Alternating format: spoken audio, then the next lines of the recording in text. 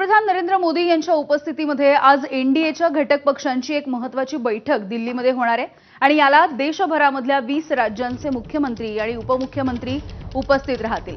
सकाळी 10 वाजता अशोका हॉटेलमध्ये या बैठकीला सुरुवात होईल। महाराष्ट्रामधून मुख्यमंत्री देवेंद्र फडणवीस आणि दोन्ही उपमुख्यमंत्री सुद्धा या बैठकीसाठी उपस्थित राहणार आहेत। आणि याविषयी बोलत आमचे प्रतिनिधी सोमेश कोलगे सध्या आपल्या सोबत आहेत। सोमेश, काय नेमकं निमित्त आहे या बैठकीचं आणि कोण कोण उपस्थित राहील?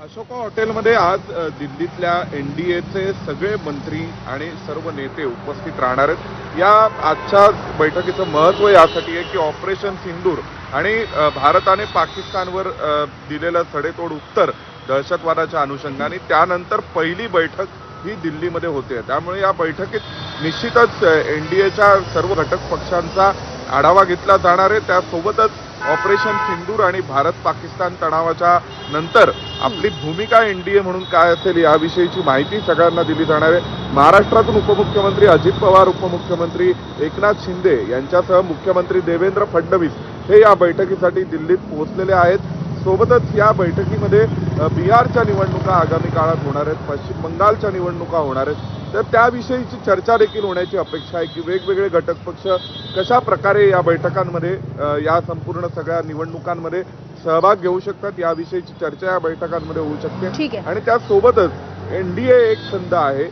एनडीए एक आहे आणि ज्यांनी अनेकांनी असे अंदाज वर्तवले होते की 6 महिन्यात मोदींच्या सरकारचा पाठिंबा एनडीएतील काही घटक पक्ष काढून घेतील, तर त्या अनुषंगाने आपण पाहिलं की काही दिवसांपूर्वी दिल्लीत बैठक झाली होती आणि त्यानंतर अशा प्रकारे एक लार्ज स्केल मोठ्या प्रमाणावर होणारी ही वर्षभरानंतरची एक बैठक आहे एनडीएची, ज्यातून एनडीए एक आहे हा मेसेज देखील दिला जाणार आहे। अगदी सोमेश, धन्यवाद या सगळ्या सविस्तर माहितीसाठी।